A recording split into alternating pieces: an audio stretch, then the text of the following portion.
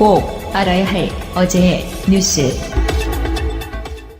충북 제천 화재 현장을 찾은 이낙연 국무총리는 비통한 표정을 감추지 못했습니다. 조사 과정에서 한 점의 의문도 남아선 안 된다며 재발 방지를 위해서라도 철저한 원인 규명이 필요하다고 강조했습니다.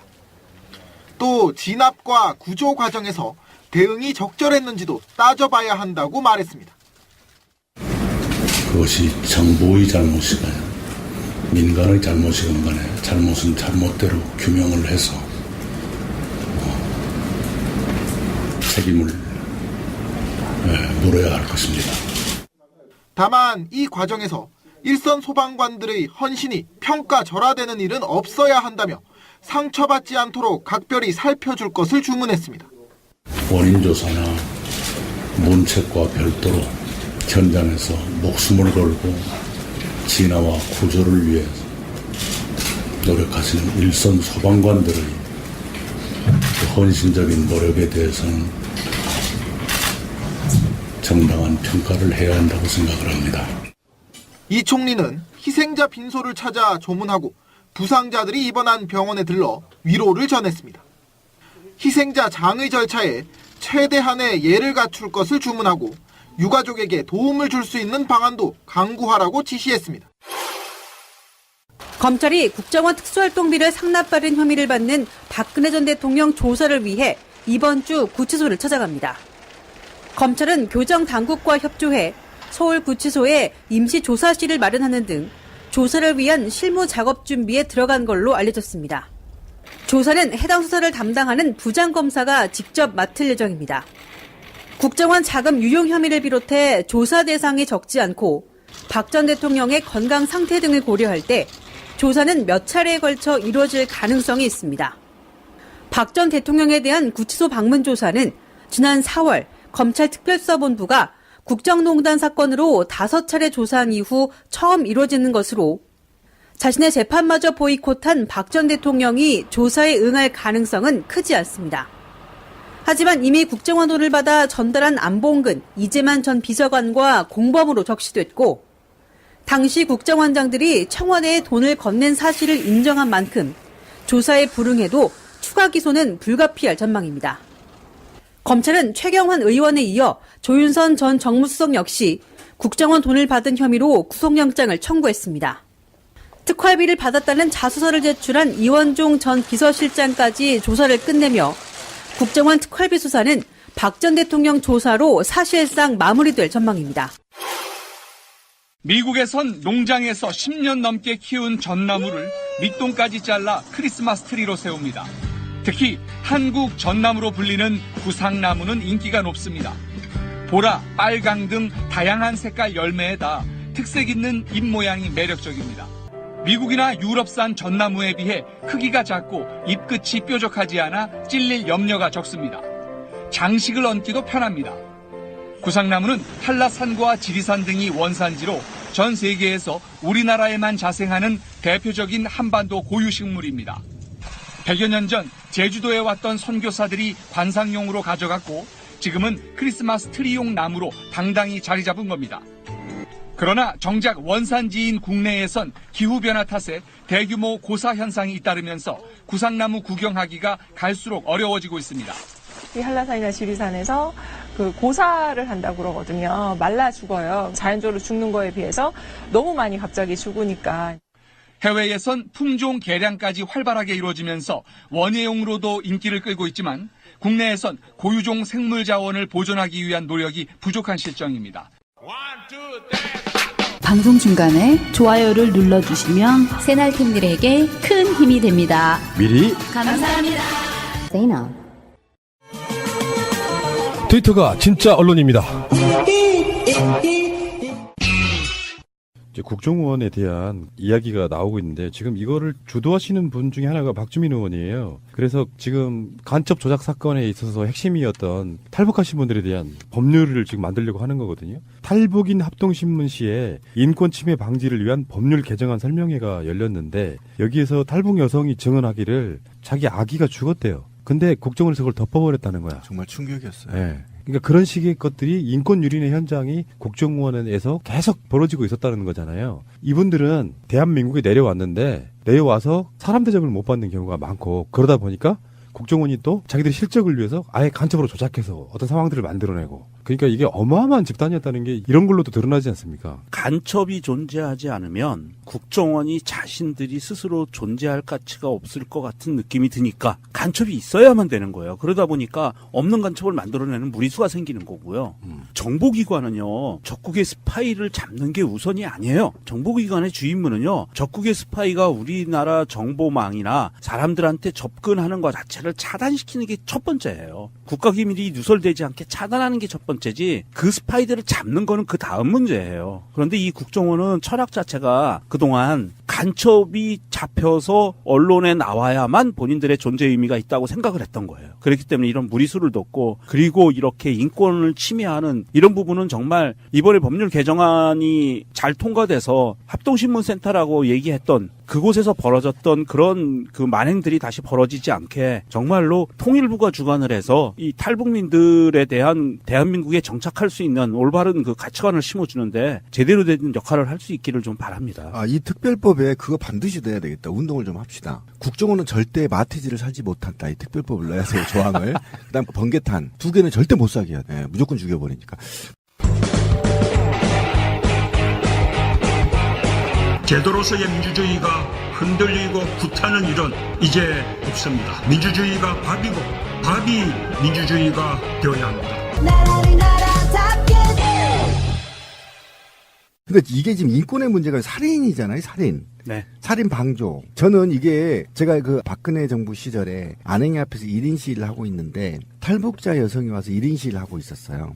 당신은 왜 1인 시위를 하고 있냐 했더니 하나원에서 국정원의 행포를 고발하는 거였습니다. 근데 그 행포의 고발이 어떤 충격적이었어요. 당시 제가 무서워서 그 사람의 인터뷰를 해놓고도 기사를 못 썼던 기억이 나요. 뭐냐면 국정원이 335 짝을 지게 한대요, 하나원을. 그래서 서로 감시하게 한다는 그렇죠. 겁니다. 5호 담당대 같이. 예, 감시를 하게 돼서 그 감시 체제에 벗어나면 간첩으로 몰거나 집단 구타를 하거나 복지나 이런 국가 혜택들을 차단시키거나 또는 성추행도 기본으로 일어난다는 겁니다. 성추행도. 지금 지나고 보니 그 사람 말이 맞았다는 게 느낀 게 뭐냐면 박근혜 정부에 이들을 국정원 이용해서 집회에 동원했잖아요. 그 집회에 나가기 싫으면 몰리는 겁니다. 나쁜 놈으로. 좌파로 몰리는 거죠. 자, 그렇다고 한다면 정말 북한 체제가 싫어서 자유 대한민국에 넘어왔어. 그랬더니 국정원이 북한하고 똑같이 탄압을 해. 인권을 유린하고 고문을 하고 간첩을 만들어내고 그죠? 아이가 죽어도 방치해버리고. 왜 우리 민족이 이렇게 살아야 되죠? 난 이게 너무 억울한 겁니다. 그러면 이 국정원이 국가가 시켜서 한 거냐? 영포라인 같은 이런 개 같은 국가 권력에 벗어난 세력들이 국민을 우롱하고 국민의 생명을 빼앗고 간첩을 창출해낸다는 거 아닙니까? 그리고 멀쩡히 서울시에서 공무원으로 근무하고 있는 걸 박원순이를 죽일 목적으로 간첩을 만들어서 조작해서 사회를 무리를 일으키고. 예. 정말 저는 있잖아요. 좀 눈물이 날라고 해요. 왜 우리가 이렇게 살아야 되죠? 일제시대 때 그렇게 당하고 그걸 또 우리 민족끼리 서로 그렇게 해요? 하던 사람이 똑같은 짓 하는 거예요. 그러니까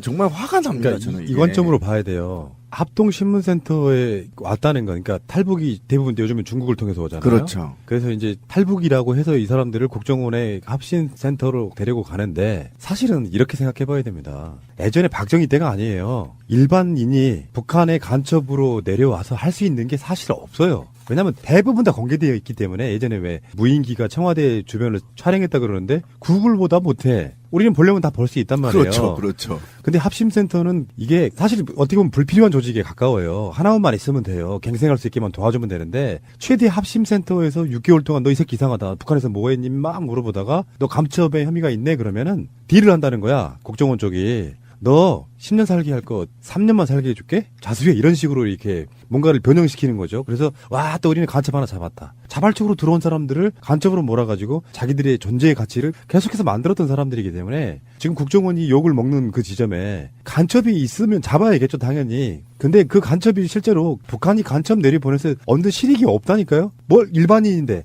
예를 들어서 황장혁 같은 사람이 간첩으로 유장해서 우리나라 국가의 주요 정보를 빼내는 것도 사실 불가능하지만 마차님이나 나나 영정님이나 신비님 같은 이 보통 일반인이 간첩으로 내려서 뭘 할 건데 SNS 시대에는 그런 거 의미가 다 사라져 버렸어요. 인터넷 시대가 만들어진 그 부분이 있다고. 근데 아직도 이 짓거리 하고 있는 거야, 지금. 그러니까 북한의 일반인들은 인터넷 접근이 쉽지 않을 수도 있지만 저는 고위 간부들은 우리나라 뭐 네이버나 다음이나 다 접속할 수 있다고 보거든요. 그러니까 평범한 간첩은 급파를 할 필요가 없고 일단 이 합동신문센터라는 게 한국의 관타나모라고 불릴 만큼 간첩 제조 공장일 뿐만 아니라 학대라던가 고문이라던가 뭐 폭행이라던가 이런 것들이 많이 일어나고 있다고 하는데 사실은 이 합동신문센터의 존재는 필요하다고 생각을 해요. 하지만 이 사람들한테 무슨 대우를 해달라 대접을 해달라 이게 아니라 그냥 기본만 지켜달라는 거죠. 그렇지 않으니까 계속해서 이런 역반응이 나오는 거잖아요. 합동신문센터라고 그래서 지금 살벌하잖아요, 감이. 합동신문센터면 정말 우리나라의 정보기관들과 수사기관이 합동으로 해서 이 탈북자들을 신문하겠다는 거거든요. 간첩인지 아닌지. 이게 말이 안 되는 게요. 그렇게 일단 색안경을 끼고 봤다, 첫 번째. 원래 원칙적인 규칙은 뭐였냐면 탈북자들이 사회주의 국가에서 살던 북한에서 살던 사람들이 대한민국에 넘어오면 일단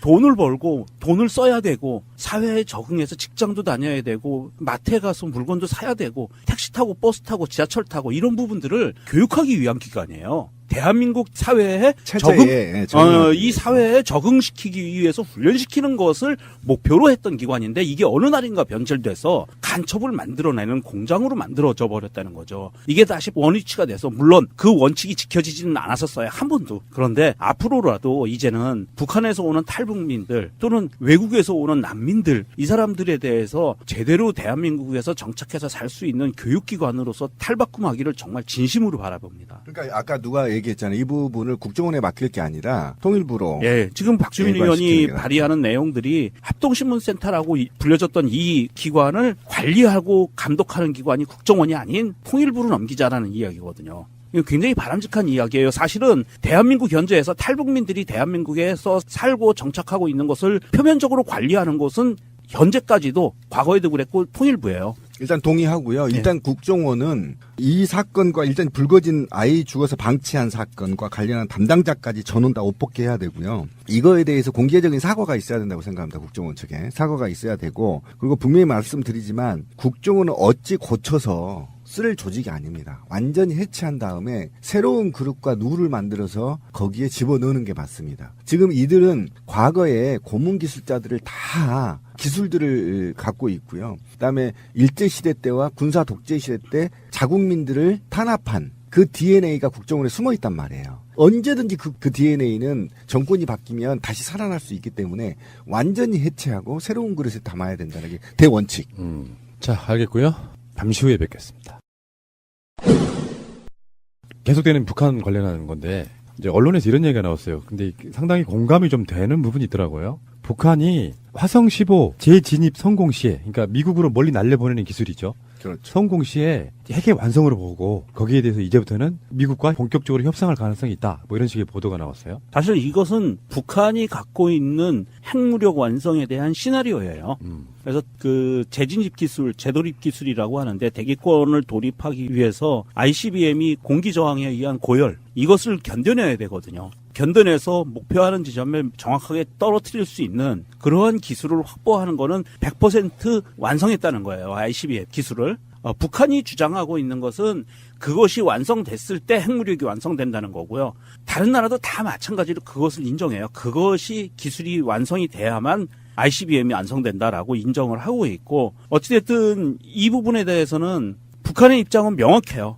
핵무력 완성. 이것이 첫 번째고요. 이것을 통해서 지렛대 삼아서 미국과 평화회담을 갖겠다라는 그 의도가 갖고 있고요. 사실은 그 의도가 거의 이제는 끝까지 왔거든요. 그 재진입 기술이라고 하는 부분을 국제적으로 인정받기 위한 행위 하나만 남은 거예요. 그렇다고 봤을 때 지금 미국 입장에서는 굉장히 이게 불안한 부분이기는 해요. 그래서 지금 미국에서도 이 강경파들은 계속 북한을 무력으로 눌러야 된다느니 뭐 여러 가지 옵션, 모든 옵션을 테이블에 올려놨다. 그리고 중국과 북한 핵미사일을 저지하기 위해서 미군이 북한을 갔다가 그 부분만 확보하고 빠질 거다. 중국에 침범하거나 북한에 진주하지 않을 거다. 뭐 이런 메시지를 계속 계속 내보내고 있는 상황이고요. 이 부분은 북한으로 하여금 이것을 포기하게 하기 위해서 압박을 취하는 건데 사실은 그런 군사적이나 말로 인한 압박보다 더 무서운 거는 경제 제재거든요. 경제 제재가 가장 무서운데 북한은 어느 정도 이 경제 부분에 대해서는 대외적으로 종속돼 있는 부분을 많이 탈피해 있어요. 독자적으로 생존하는 길로 가고 있는데 단 하나 중국이 제재에 본격적으로 참가했을 경우에는 북한도 굉장히 심각한 타격을 받을 수가 있어요.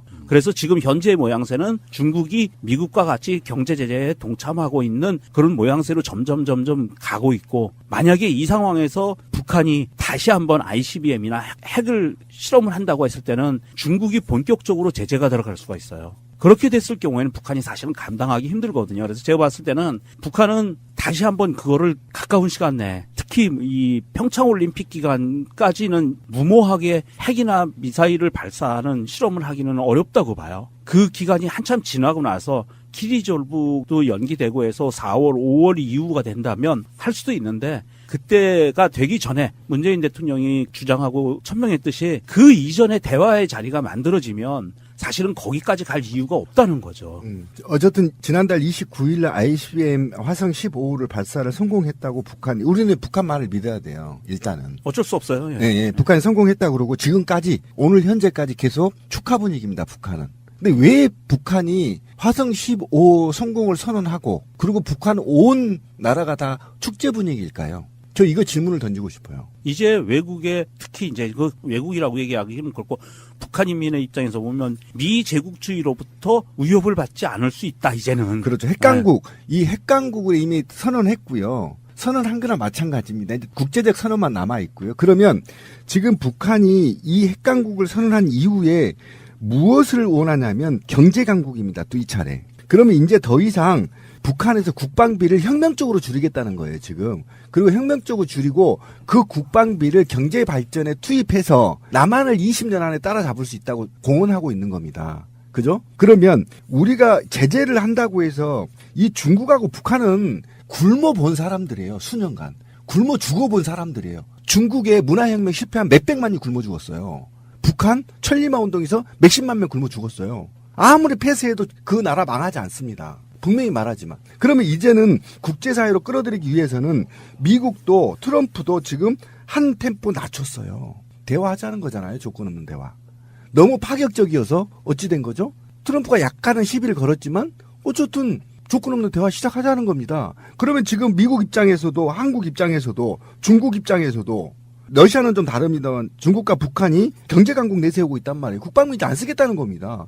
이거 대박 사건이에요. 그러면 우리는 북한 말을 믿어야 되는 것이고 북한은 조만간 저는 선언할 거라고 봅니다. 멀지 않았습니다. 그리고 그러기 전에 미국과 이미 제3국에서 만나서 어떻게 진행할 것인지까지 전 논의됐다. 그리고 이 현 정부도 사실은 어느 정도 소통되고 있다. 저는 이렇게 보고요. 그 기점이 저는 평창올림픽 전이라고 봅니다. 예. 그러니까 이게 그런 부분이 있죠. 굳이 핵을 만들겠다고 하는데 말릴 방법이 없는 거야. 그렇죠. 쳐들어가지 않으면. 예. 그러니까 북한 입장에서는 우리 핵 완전히 완성했어. 핵의 파괴력, 멀리 쏘는 거, 이동식 다 완성했어. 빨리 인정해줘. 요 느낌이고 국제사회나 미국은 아닌 것 같은데.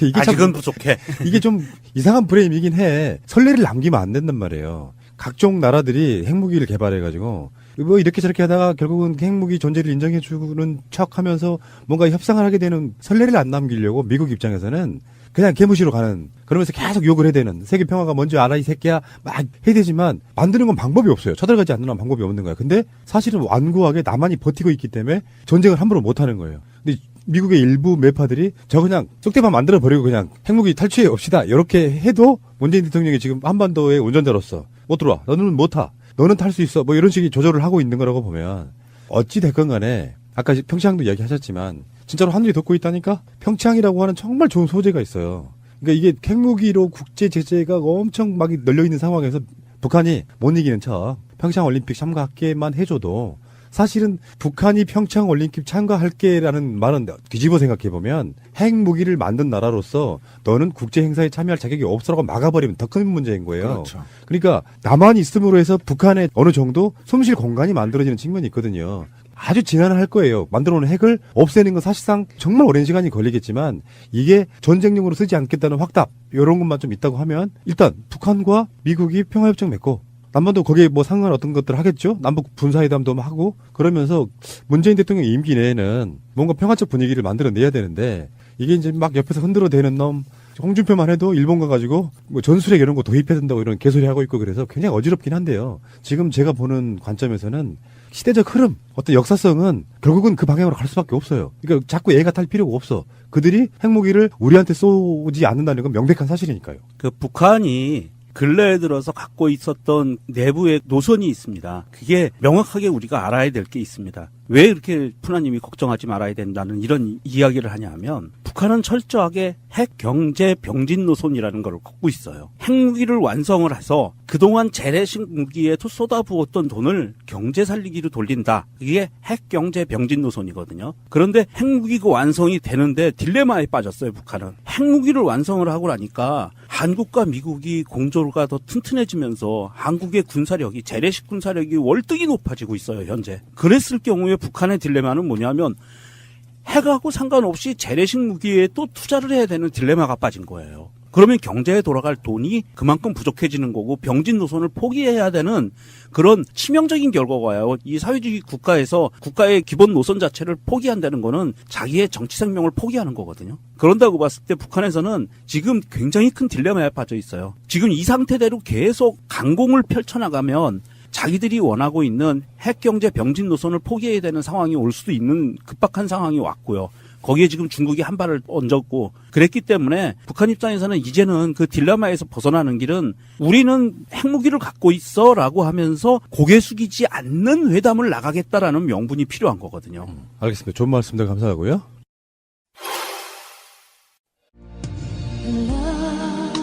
간만에 기차 여행을 하다 책자를 봤더니요. 12월 연말 모임을 위해서 건배사, 이 정도면 훌륭하지 않을까라는 코너에 아주 다양한 건배사가 올라와 있었어요.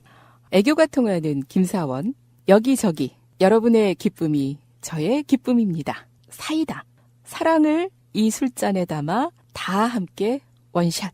사람 좋은 신과장은요. 니나노, 니랑 나랑 노래하고 춤추자. 마취제, 마시고 취하는 게 제일이다. 회사가 곧 삶인 정부장은 비행기, 비전을 가지고 행동하면 기적이 일어난다. 오바마, 오래오래 바라는 대로, 마음먹은 대로. 그리고 프로 낙관러인 박대리는요. 너나 잘해. 너와 나의 잘나가는 한 해를 위해. 그리고 마돈나, 마시고 돈 내고 나가자. 엄마처럼 포근한 이 차장님은요. 박보검, 박수를 보냅니다. 올해 겁나 수고하셨어요. 또 있어요. 아이유, 아름다운 이 세상 유감없이 살다 가자. 자, 신입사원이라면 선창 이렇게 하시면 돼요. 잘 부탁드립니다. 그럼 후창 오냐? 네, 단합을 위한 회식이면요. 선창 함께 가면 후창은 멀리 간다. 동창회라면요. 선창 반갑다. 후창 친구야. 네, 그리고 회식의 마무리 건배에는요. 이렇게 하세요. 선창 99세까지 후창 팔팔하게 살자. 네, 안녕하세요. 영화를 배우는 인문학 박희정입니다. 안녕하세요, 피디님. 예, 안녕하십니까. 안녕하세요, 마차님. 안녕하세요, 마차입니다. 안녕하세요, 한쌤. 네, 반갑습니다. 네, 어떠세요? 애교가 통하는 김사원에는 저는 마차님이 떠올랐는데요. 어떤 게 마음에 드셨어요? 건배사 해본 거 자체가 꽤 오래됐는데 네. 저 때만 해도 건배사를 제가 할 수 있는 서열까지 안 하셨던 것 같아요. 네. 근데 지금 신입사원이라고 그러셨잖아요. 사원. 네. 저건 부장님 정도 돼요. 아, 아니 애교가 통해. 뭐 본인이 CEO도 하신 분인데 그 이미지 가지고. 너무 귀엽잖아요, 우리 마차님. 아, 그리고 회사가 곧 삶인 정부장 이미지에는 왠지 우리 한쌤이 떠올랐고. 네, 딱 맞는 것 같습니다, 오바마가. 오바마. 네. 괜찮을 것 같아요. 이런 거 하나씩 갖고 있으면은 선창하고 후창하고 즐겁잖아요. 이제 연말이니까. 이런 거 엄청 좋아했는데 건배사 이런 걸 좋아한 게 아니라 네. 모임 다 끝나고 나면 외치는 구호가 있는데 네. 이게 그냥 무슨 말로 하는 게 아니고요. 박수 짝짝짝 뭔 말하고 뭐 아이 하고 막 하는 그 이게 있었어요. 근데 그게 굉장히 사람들 좋아하는 네. 마지막 헤어질 때 그게 한 1분 정도 돼요. 대사가 박수 치고 소리 지르고 네. 대사하고 또 박수 치고 박자 맞추고 막 이게 있는데 벌써 다 까먹었는데 저는 건배사 하나를 네. 지금도 기억나는 게 네. 그 친구 사단장 취임식에 가서 건배를 하는데 이런 걸 했어요. 위하여 맞아요. 근데 위하인데 위. 예, 그다음에 하, 여. 예, 그렇게 하더라고요. 그래서 하나 배웠습니다. 괜찮네요. 500원. 하, 여. 여러분 감기 조심하세요. 제 목소리 너무 섹시하죠? 아니, 저 지난주에 김장 다녀왔는데요. 정말 이 김장이 쉽지 않은 것 같아요. 같은 자세로 너무 오래 앉아 있으니까 이게 막 몸살이 나는 것 같아요. 그때는 모르고 이제 막 형님하고 같이 하니까 막 버무리잖아요. 끝나고 병원 갔더니 수행 맞으시는 주부님들이 이렇게 많구나. 여러분 김치 드시면서 어머니의 고마움을 느끼셔야 될 것 같아요. 피디님? 예, 알겠습니다. 네, 알겠습니다. 지난주 영화 시애틀의 잠 못 이루는 밤 못다한 얘기를 좀 나누고 갈까 봐요. 저는 방송 들으면서 좋은 사람 만나기를 기도해야지 그런 생각을 좀 했었거든요. 네. 아직도? 뭐 인생은 그런 재미로 사는 거예요.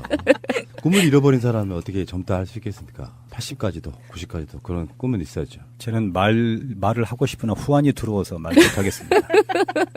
듣고 계시죠? 네, 너무나도 성실하게 들어서. 사모님 제가 잘 감시하고 있습니다. 아니, 제가 한 말의 의도는요, 우리 그때 이제 마차님하고 얘기를 했었는데, 마차님이 그런 얘기를 했었어요. 새날에서 항상 만나는 분들, 좋은 분들이었으면 좋겠다. 항상 만나는 사람들이 좋은 분들이기를 기도해. 이런 얘기를 했었거든요. 그래서 전 그 얘기한 거예요. 뭐, 언론적인 얘기긴 하겠지만, 내가 좋은 사람이 돼야 또 좋은 사람을 만날 수 있는 거 아닐까요? 그게 뭐 예전에는 이렇게 해주세요, 저렇게 해주세요, 이런 마음속에 희망사항이 있었다고 하면 지금은 좋은 사람만 만나고 싶어요. 이 생각이 들더라고요. 그게 스트레스도 덜 받고 상처도 덜 받는 길이라는 걸 알게 된 거죠. 근데 그런 기대 때문에 실망이 커지는 거고요.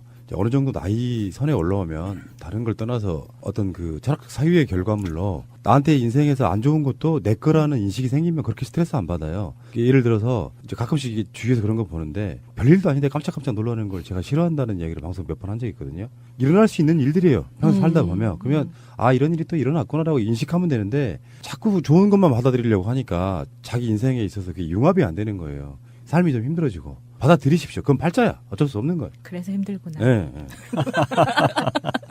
팔자야. 자, 이번 주 인문학 순위는 변동이 있나요? 네, 변동이 없고요. 대신에 박스오피스는 제가 이 박스오피스를 쭉 기록을 하면서 보니까 보통 영화가 새로 진입을 해서 2주 이상 가면은 길게 가는구나 이게 보이더라고요. 영화를 만들어서 개봉을 하면 정말 2주 이내 승부를 봐야 되는 그런 게 이쪽 이제 영화 산업이 된 것 같은데 이번 주에 5위는요. 뽀로로 극장판 공룡 성대 모험입니다. 파이팅! 진짜 뽀로로 제가 지난주 영화 보러 갔었는데요. 엄마 부대들 아이들 손잡고 쫙 왔어요. 선전할 것 같아요. 네. 지금 평점도 굉장히 좋습니다. 5위 안에서 가장 높은 평점을 기록을 하고 있고요. 4위는 꾼, 3위는 기억의 밤, 3, 4위는 지난주와 같은데 1, 2위가 새로운 영화 진입했습니다. 스타워즈 시리즈가 들어왔고요. 1위는 우리나라 영화죠. 정우성, 곽도원 주연의 강철비가 차지했습니다.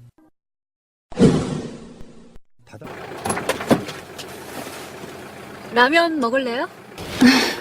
들어와요. 우리 헤어지자. 내가 잘할게. 헤어져. 너 나 사랑하니? 어떻게 사랑이 변하니?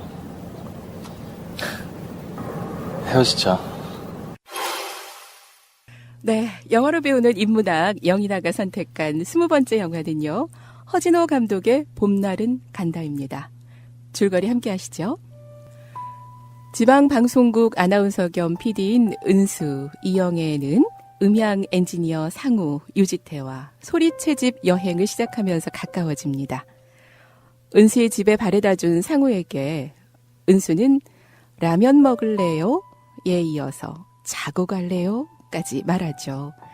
아파트에 머물게 된 상우는 정신없이 그녀에게 빠져듭니다. 상우는 사랑이 영원하다고 믿지만 한번 결혼의 경험이 있는 은수는 사랑이 변한다는 것을 알고 있습니다. 상우는 치매 걸린 할머니가 계시고요. 할머니가 돌아가시기 전에 결혼했으면 좋겠다는 아버지의 말씀에 은수에게 김치 담글 줄 아느냐고 아버지가 사귀는 사람 있으면 데리고 오라고 얘기를 합니다. 결혼을 하고 싶어하는 상우, 결혼 생각이 없는 은수, 점점 상우가 부담스러워진 은수, 결국 상우에게 헤어지자고 말하죠. 떨어져 있던 시간 동안 또다시 상우에게 찾아와 보고 싶었다고 말하는 은수. 상우는 사랑이 다시 시작되는 줄 알았지만 그날 은수는 상우에게 이별을 고합니다. 한 달만 떨어져 있어 보자는 거죠. 언제부턴가 어긋나기 시작한 둘의 관계 속에서 상우는 힘들어하고 은수는 다른 남자와의 새로운 만남을 이어갑니다. 그리고 은수와 헤어진 후에도 은수에 대한 미련에서 벗어나지 못하고 그녀가 보고 싶어 서울에서 강릉까지 달려가 그녀의 집 앞에서 밤을 새기도 합니다. 하지만 상우가 확인한 것은 떠나버린 은수의 마음. 그래서 그녀의 새 차에 상우는 아무 말 없이 키로 직 긁어버리고 뒤돌아옵니다. 힘들어하는 상우에게 할머니는 이렇게 말하죠. 떠나버린 버스와 여자는 잡는 게 아니다. 그리고 연분홍 치마 저고리 곱게 차려입으시고 양산 쓰시고 치매에 걸린 할머니는 집을 나섭니다. 할머니의 장례도 치르고 상우의 마음도 서서히 정리가 되고 있는데 벚꽃이 활짝 핀 어느 봄날 은수에게서 또다시 연락이 옵니다. 항상 직설적인 그녀는 아무 일 없었다는 듯 상우에게 다시 시작하자고 말하죠. 할머니들은 화분을 키우면 좋다면서 화분을 들고 왔습니다. 다시 시작한다 해도 사랑이 끝날 것을 이미 알기에 상우는 그녀가 준 화분을 돌려주며 그녀와의 이별을 고합니다. 그리고 그녀와의 추억이 담긴 은수의 허밍 소리가 담긴 테이프를 듣다가 녹음 장비를 챙겨 들고 보리밭으로 향합니다. 영화는 보리밭 한가운데서 볼이 흔들리는 소리를 녹음하며 조용히 미소 짓는 상우의 모습으로 마무리됩니다. 네, 영화 어떻게 보셨어요? 이렇게 상우의 봄날이 같네요. 서정적으로 8월의 크리스마스하고 너무 이게 물론 이제 감독이 같아서 그러겠지만 굉장히 마음에 울컥하는 좀 외쳐보고 싶은 그러한 마음을 느꼈어요. 제가 봤을 때는 이따가 제가 이제 감독 이야기 다시 하겠지만 과장되지 않고 리얼리티가 살아있는 그런 영화라고 저는 보거든요. 과장하지 않고 일상생활에서 일어날 수 있는 이런 스토리들은 수도 없이 많을 거예요. 사람의 개수만큼이나 있을 사연들인데 공감을 하는 여러 가지 이유가 있을 거라고 생각해요. 이건 뭐 이혼녀, 뭐 총각, 법적으로도 윤리적으로도 아무 문제 없는 관계이잖아요. 근데 사람이 살면서 어떤 경험치로 쌓여있는 사람에 대한 신뢰, 사랑에 대한 믿음 이런 것들이 다 다르단 말이에요. 그러니까 이 영화에서 보여주는 것 중에는 전 그렇게 봤어요. 서로 뜨거울 때는 조건적인 것, 환경적인 것, 객관적인 게 안 보여요. 그러다가 객관적인 상태가 됐을 때만이 진짜 그게 사랑의 시작이다라고 보는 게 맞는 거고, 왜 우리가 다른 말로 남자 여자가 잠자리로 가면 끝나는 게 아니고, 제가 항상 하는 얘기예요. 남녀 관계의 시작은 잠자리로부터 시작하는 거예요. 근데 많은 사람들이 그녀와 잠을 자는 것이 끝이라고 생각하는 그 마인드를 완전히 지우고 다시 사랑이라는 게 뭔가를 다시 이렇게 반추를 해볼 수 있는 정말 좋은 영화가 아니었나 싶어요. 그렇게 재미있는 영화는 아니었죠, 솔직히. 재밌는 영화였다기보다는 되게 슬픈 영화였었던 것 같아요. 그리고 그 사랑이 어떻게 변하니 이게 정말 유명한 대사잖아요. 네. 그 대사를 어떤 영화를 소개하는 프로그램 같은 데에서 처음에 이 영화를 보기 전에 봤을 때 정말 저는 충격이었었거든요. 뭔가 어렴풋이 사람의 마음이 변할 수도 있지라고 생각을 했던 거를 딱 한 문장으로 마주쳤을 때, 아, 내가 이전에 헤어졌던 애들이 변해서 그랬었구나라는 생각이 갑자기 들면서 이게 굉장히 분노스럽더라고요. 사랑이 다 똑같았으면 좋겠어요. 어떻게 변하는가. 그러니까 내가 준 만큼 그도 나에게 주고. 그 남녀 관계라고 하는 게 굉장히 어려운 문제라고 보는데요. 그 어렵다는 거를 또 어렵게 생각하면 진짜 어려워지고요. 단순하게 생각하면 되게 단순한 건데, 저는 이런 얘기를 해요. 예를 들어 남녀 관계에 대해서 나름 분석 정말 잘해주는 사람 중에 하나거든요. 그게 이유가 뭐냐면 관계가 많아서 생기는 문제가 아니고 헤어지고 났을 때 그 사람과의 관계가 왜 끝났는지를 한 번쯤 생각해 볼 필요가 있는데, 그런 자기 고찰 없이 자기는 발전하는 거 없이 또 상대방을 만나면 똑같은 이유로 계속 실패를 해요. 모든 관계가 그렇습니다. 결혼하시는 분들이야 그런 고찰 잘 안 하시겠지만 똑같은 이유로 부부싸움을 똑같이 합니다. 내가 갖고 있을 수 있는 단점을 뭔가 이렇게 고쳐나가지 않으면 사람, 특히 남녀 관계에서 계속 부딪혀요. 근데 그런 사유를 하지 않으니까 사람들 사이에 왜 이런 거 있잖아요. 자기 입장만 생각해서 나는 나쁘지 않아. 내가 뭐가 잘못됐는데 라고 생각하는 그 관점이 가장 이기적인 거예요. 사람과의 관계에서. 여기서 이영애는 유지태한테 다시 시작하자고 왜 말했을까요? 이혼녀라고 하는 위치에서 뭐가 있냐면은 우리는 이영애라고 하는 예쁜 영화 배우를 보는 거지만 현실에 있어서는 아니거든요. 이혼녀라고 하는 이혼녀만이 갖는 열등감, 자기 방어 본능 이런 게 있단 말이에요. 그래서 사랑의 눈이 그 상대방에 대한 어떤 반한 느낌으로 사랑을 나눴지만 이 사람은 유지태가 설마 나랑 결혼하자고 할지를 몰랐던 거예요. 외롭고 힘드니까 어떤 남자를 어떤 순간에는 취했지만 저 사람이 설마 총각인데 나랑 결혼하려고 할까라는 생각 자체를 못했던 거거든요. 그만큼 자기 방어 본능, 자기 열등감이 심했던 거죠. 그러니까 한국적인 문화가 이런 게 좀 있다고 보시면 돼요. 이혼한 게 뭐가 잘못인데?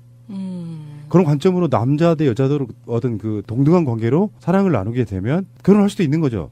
근데 이미 이영애는 관계에 있어서 저 사람하고 나는 결혼을 안 할 거라는 선을 딱 그어놓고 저 사람도 나를 설마 결혼 상대자로 생각하지 않을 거라는 그어놓고 상대가 반대로 이야기하니까 사실은 당황했던 거라고 봐요. 뭐 그런 저런 관계 속에 유지태도 마찬가지죠. 유지태가 오히려 더 순수한 사람일 수도 있습니다. 이 관점으로 보면 그렇다고 이영희가 막대 먹은 거라고 생각하진 않아요. 막대 먹은 영희 씨가 생각나네. 아니 근데 저는 그런 생각을 안 해봤어요. 왜 영애 씨가 굉장히 좀 뭐라고 해야 될까? 여우짓을 한다. 같은 여자가 이렇게 봐서도 정말 같이 묻혔으면 좋겠어. 뭐 이런 멘트도 있었고 무덤을 보면서. 그런 거는 같이 살자, 같이 가고 싶어 이런 멘트 아니었을까요? 당신과 살면서 이렇게 묻히고 싶어 막 이런 저는 그런 뉘앙스를 줘서 유지태는 너무 순수하니까 그렇게 넘어갔던 것 같아. 지금 이제 우리 PD님이랑 말씀하신 거를 조금 프랑스 철학자 이제 들레주의 지식 체계로 이야기를 하면 그걸 보고 노마드라 그래요. 노마드 돌로지라 그러거든요. 노마드란 게 뭐냐면 모든 인간은 풍요로움과 사랑과 우정을 찾아서 떠나는 그러한 본성이 있어요. 이거를 보고 이제 그 유목민이라 그러는데 그거를 노마드라 그래요. 그래서 인간과 마찬가지로 모든 동물들이 그런 노마드 특성을 가지고 있잖아요. 그래서 이제 뭐 물고기라든가 뭐 기러기라든가 이런 동물들이 다 그러는데 이제 인간은 이러한 동물들과 달리 일정한 이동의 루트나 길이 정해져 있지 않고 어떤 자기의 사랑이나 우정이나 그런 어떤 관계나 상황의 조건에 따라서 루트를 찾아서 길을 떠나는데 바로 이것을 이제 노마드라 그럽니다. 그런데 그 노마드적인 삶과 사유의 형식으로 구성된 그러한 지식을 이제 노마돌리지라 그래요.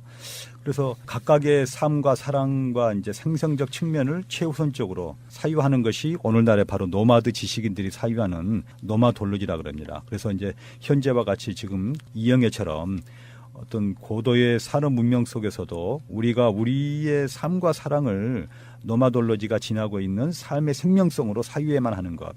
그리고 은수는 바로 철저한 그러한 노마드적인 삶을 사는 사람인데 이러한 것을 우리가 한번 생각해 볼 수가 있습니다. 은수가 그러면은 약간 마음의 상처 때문에 자기가 마음을 잡지 못했군요. 근데 왜 그 다음에 남자를 또 만났을까요? 난 그것도 궁금해. 그러니까 이영애를 보시지 말고요. 네. 보통 일상생활의 직장인이라고 생각하시면 돼요. 그러니까 어떤 혼돈의 시기도 있는 거고 에이 될 대로 되라 생각해보세요. 그러니까 우리는 이혼녀 은수를 이야기하지만 네.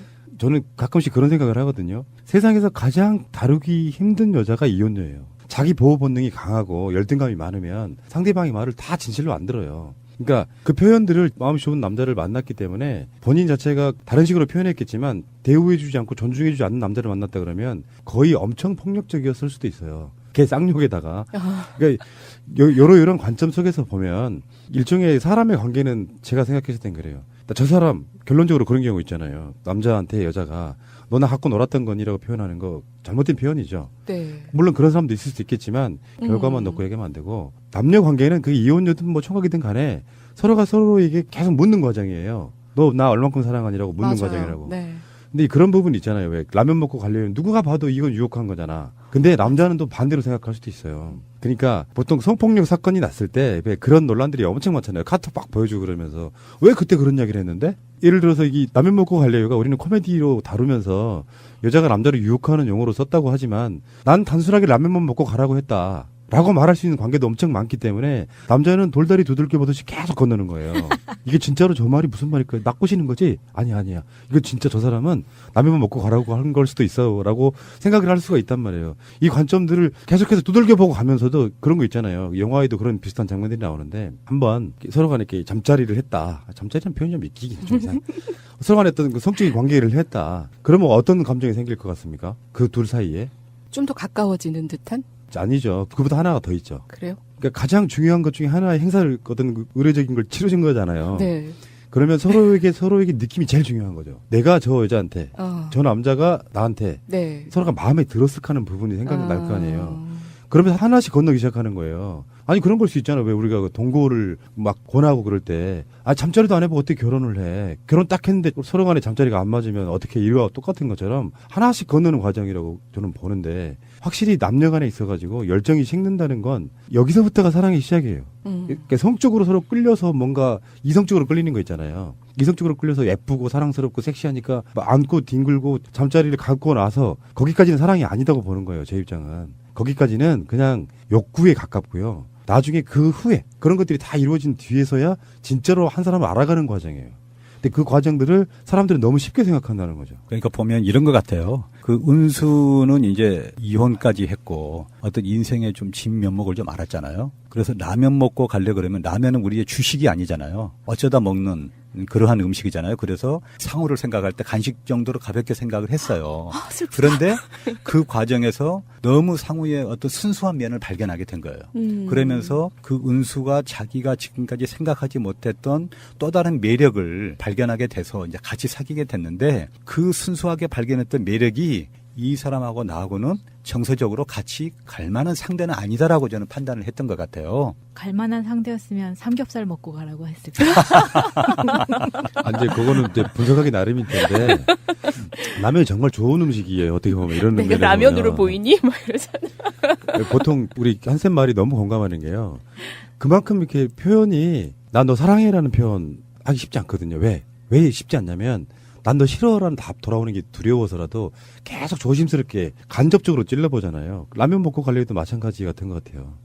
그런 관점으로 봤을 때, 그러니까 여자도 남자랑 똑같아요. 전 남자이기 때문에 여자의 관점을 모르겠지만 미루어 짐작하건데 상대가 일단 마음에 드는 거잖아요. 자기 집안에 들인다는 건. 근데 한쌤 말처럼 이게 본인 입장에서 나중에 어떻게 발전할지는 모르지만 상대방한테 오히려 부담을 주지 않으려는 행동 같은 거예요. 라면이라는 용어를 통해 가지고. 부담 주지 않고 하는데 이게 너무 과도하게 이제 의미부여를 하게 되니까 여자가 꼬리 쳤구만 뭐 이런 관점으로만 받아들일 건 아니라는 거죠. 미묘한 감정이라는 게. 은수하고 상우 할아버지하고 어떻게 보면 비슷한 그런 성향을 가진 사람들 아닌가. 예, 상우와 할아버지도 본부인이 아니고 다른 부인이 지배를 찾아왔잖아요. 그런 거 보면서 상우가 받았던 그 상처를 어떻게 보면 그걸 은수가 다시 상우에게 넘겨주고 있구나. 은수 할머니와 상우? 그쵸. 아니, 은수 할머니는 이제 상우가 어머니에 맞아요. 대해서 나오지 않았지만 어렸을 때부터 할머니가 키웠던 것 같아요. 키워서 그렇기 때문에 상우가 시리에 빠져서 있을 때 품속에서 사탕을 꺼내서 주잖아요. 맞아요. 예, 뭉클했어. 우리가 옛날에 할머니들이 좀 그러시잖아요. 그러면서 상우가 좀 심각한 얼굴을 할 때마다 할머니가 꼭 와서 위로를 해줘요. 그러니까 할머니의 그 남편으로 받았던 그 상처를 상우에게서 같은 어떤 느낀 거 아닌가. 맞아요. 할머니도 치매시잖아요. 할머니가 참 안쓰러웠던 게 할머니 기억하고 싶은 것만 기억을 하시는 거예요. 그래서 이제 그 할머니가 이제 할아버지하고 만났던 장소가 수색역이잖아요. 예, 거기서 항상 기다리시잖아요. 치매를 앓았음에도 불구하고. 그리고 상우하고 은수하고 만났던 장소가 속초역이에요. 예, 그런 또 관계가 있습니다. 그래서 사랑이 거기서부터 싹 텄거든요. 그러니까 할머니가 우리가 치매란 건 뭐냐면 옛날 어렸을 때 기억력 좋을 때 그것은 다 기억을 해요. 네. 그런데 최근 건 기억을 못 하는 거거든요. 네, 그래서 이제 물론 이제 더 중증으로 갈수록이 옛날 기억도 없어지지만 그래서 우리가 이제 치매 그 음악 치료를 한 것도 보면 과거에 그 자기가 좋아했던 그 청소년 시절에 좋아했던 음악을 틀어주면 잠깐 돌아와요. 기억이? 굉장히, 예, 돌아와서 네. 반응을 보여요. 그래서 그 아들 아버님이 그렇게 그 노래를 했나? 미워도 다시 한 번인가? 노래 한 곡 하시고 100원 받고. 네, 정말 치매가 그 얘기를 들어보니까 그 어떤 분은 예전에 굉장히 잘 사셨대요. 그래가지고 그분은 신문지를 이렇게 지폐를 자른대요. 그러니까 돈처럼. 그래가지고 집에 손님들이 오면 그래 이거 가져가 그러면서 돈을 주신대. 그러니까 자기가 그때 대접받고 살았던 그때만을 기억을 하시는 거예요. 그러니까 치매 인구도 상당히 많고. 그 문재인 대통령의 네. 치매 국가 책임제 기억하시기 바랍니다. 이거 굉장히 웃을 이야기는 아니고요. 예. 이게 지금 그러니까 치매 가족들에게 느낄 만한 그 고통을 국가가 다 책임지겠다 이런 거 있고요. 지금 방송 들으시는 분들 중에 이제 연세가 어느 정도 되시기 시작하면 치매에 대한 사전 예방이 가능하다고 해요. 우리는 그게 불가능할 것 같잖아요. 치매가 올 법한 어떤 테스트를 마친 뒤에 치매가 나타나는 거를 늦추는 약이 됩니다. 그 주사를 맞으면 치매가 10년, 20년 이렇게 뒤로 딜레이 될 수 있다고 해서 사전에 미리 발견하는 게 중요하다. 네. 미리 가서 검사를 좀 받으셔야겠네요. 할머니가 하셨던 그 봄날은 간다 노래 있잖아요. 흥얼흥얼 하셨던 노래. 아, 저희 아버님이 또 그 노래를 되게 좋아하셨다 그래가지고 저 이번 영화 준비하면서 마음이 뭉클하더라고요. 근데 그 노래를 찾아보니까 가사도 참 좋고 노래를 부르셨던 분이 백설이 씨인가요? 네. 가수 전영록 씨 어머니죠. 네. 그리고 전보람 할머니. 그렇죠? 세대에 따라서 네. 가사가 너무 좋더라고요. 우리가 이제 연분홍 치마가 봄바람에 휘날리더라. 그렇잖아요. 네. 그 할머니가 봄에 떠나시잖아요. 연분홍 한복을 입고 떠나시는데 그 뒤에 이제 장례를 치르잖아요. 어떻게 보면 참 슬퍼요. 굉장히 슬프고 그러는데 이 노래가 얼마나 좋은지 저도 이번에 알았는데 33명의 가수가 이 노래를 불렀어요. 그래서 낭낭한 목소리가 구성지게 꺾여지는 백설이, 체념한 듯 스산한 목소리, 고달픈 여인의 투박한 삶이 느껴지는 한영애가 품어내는 데카탕스, 슬픔을 자극하는 조용필의 비음이 격발하는 주체할 수 없는 한, 너무 섬세해서 상처받을 것 같은 심수봉의 여린 가슴, 저 밑바닥에서 울리는 작은 떨림의 물결, 남성다움의 과잉으로 아픈 가슴을 감추는 배우의 그 잘난 허세, 깊은 사연을 가슴에 묻고 굵은 목소리와 가녀린 정서가 혼성을 이루는 문주란의 미묘함, 사라지는 것에 대한 장사에게 처절한 절규, 부드러운 실크 스카프가 날리듯 온몸을 감싸는 주현미, 전자 바이올린으로 애잔함을 느끼게 하는 조아람 등, 그러니까 이 비 내리는 호남선을 작사했던 솔로원 씨가 원래 화가인데 작사를 이렇게 했습니다. 그런데 한국 전쟁 이후에 1954년에 유니버설 레코드사에서 이게 첫 번째 작품으로 발표가 됐거든요.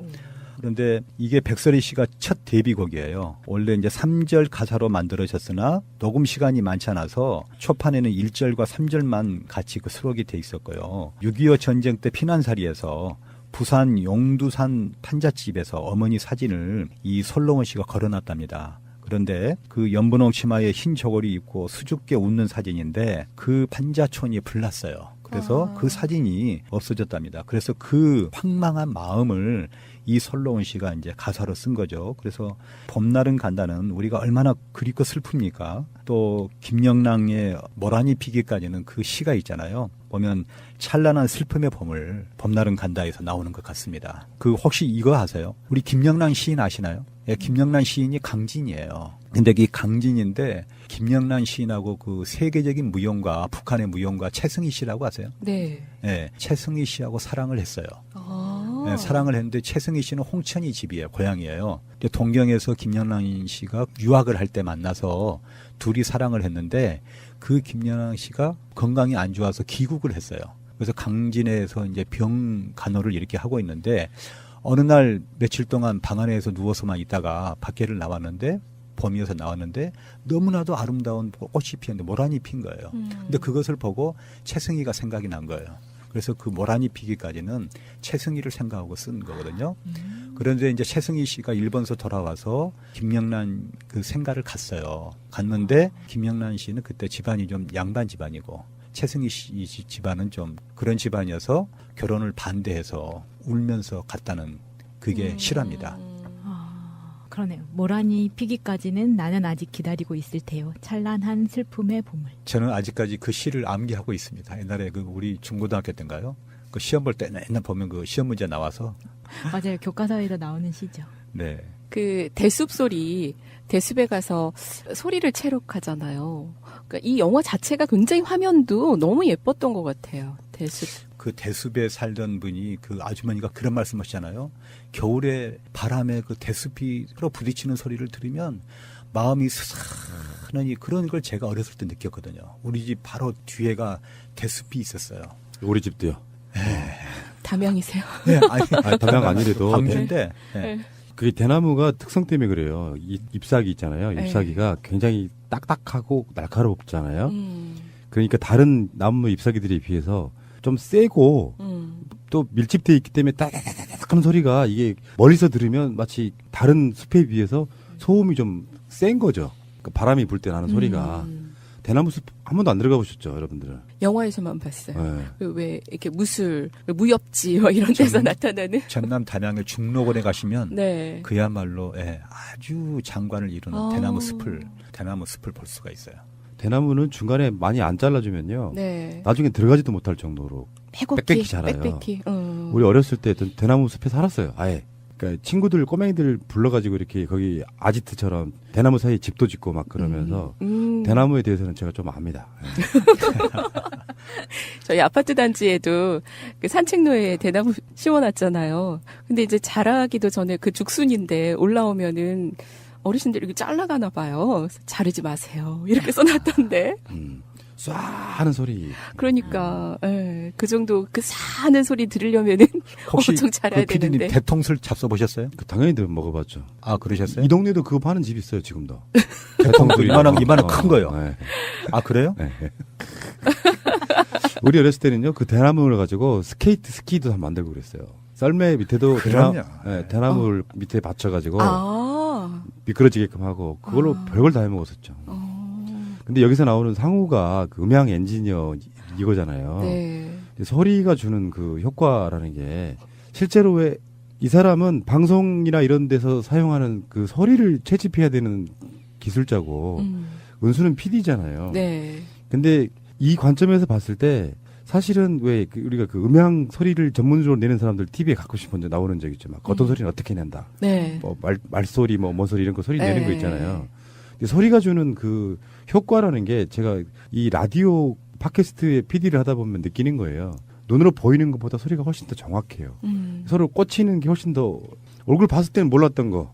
지금 희정님, 한쌤, 마차님의 어떤 그 상태의 상황들이 소리로 좀 다 느껴져요. 여기서 되게 당황했구나. 얼굴 보고 있으니까 소리가 상대적으로 안 들리는 거거든요. 그러니까 눈이 잘 안 보이시는 분들이 청각이 발달하고 청각이 잘 안 들리시는 분들이 뭐 시각이 발달한다고 좀 비슷한 것처럼 어떤 그런 것도 영화 속의 어떤 장치로서 사용되지 않았을까 이런 생각이 좀 들어요. 소리로만 듣는 어떤 감정을 가진 사람이 여자를 바라봤을 때는 좀 약간 다른 측면이 있을 거라고 봅니다. 그래서 저는 이제 그렇게 봤어요. 그 상우가 자연의 소리를 채취하잖아요. 채취를 하는데 처음에 이제 그 숲속에서 하다가 또 이제 냇가에 물도 하고 이렇게 하는데 정말 자연의 소리를 채취하는 상우처럼 상우의 마음이 그런 거예요. 그리고 은수는 지금 말씀하신 것처럼 PD여서 그 음향을 조작하는 기술을 가지고 있잖아요. 그래서 그 상우를 조작하는 기술을 가지고 있어요. 우리 상우 너무 불쌍한데요? 불쌍하잖아요. 세상에 그 말도 못하고. 너무 순수한 상우. 그 벚꽃이 만개하는 밑에서 그냥 이렇게 한번 하면 될 텐데 그걸 못하고 그 마음속으로 수십만 번을 안 가주기를 바랬을 거 아니에요. 근데 상우한테는 다시 봄날이 올 것 같아요. 상우에게 맞는 봄날. 그죠? 근데 저는 이 영화 보면서 또 재밌었던 게 뭐냐면 영상도 너무 좋았지만 상우가 그 둘이 좋았을 때, 은수하고 좋았을 때 둘이 그 빗소리를 내면서 그 릴테이프를 틀어놓고 선배한테 전화를 해서 비가 너무 많이 와서 못 들어간다. 거짓말하는 장면이 너무 웃긴 거예요. 여기 산사인데 비가 너무 내려와가지고 이거 녹음을 다 못했다. 혹시 박혜정 선생님이 옛날에 기억이 살아난 거 아닙니까? 그러니까 저는 이제 그런 기억이 나는 거예요. 예전에 녹음을 이제 새벽에 새로 시작하는 새 시민들의 모습 이러면서 이제 취재를 한번 갔는데 거기가 수영장이었어요. 근데 거기 이렇게 선이 다 안 들어가가지고 수영장 안까지 못 들어가고 전 밖에서 그냥 방송을 한 거예요. 나중에 들어보니까 수영장에서 뭐 열심히 운동을 하고 있는 사람들의 모습 이런데 소리가 하나도 안 들리는 거야. 그럼 수영장 간 이유가 없잖아요. 그러니까 거짓말한 거죠 뭐. 그러니까 소리라는 게 그렇게 중요한 건데, 그죠? 그래서 저는 그거 보면서 제 예전에 이제 생각이 들면서 상우 너무 재밌다. 좋았을 때는 저렇게 얼굴 표정도 좋고 미소가 번지는데 조금씩 불안이 엄습하면서 둘의 표정도 굳고 안 됐다 우리 상우 그런 생각을 많이 했습니다. 네. 그리고 또 왜 상우가 그러잖아요. 고모한테 할아버지하고 할머니가 그렇게 사이가 좋았냐고.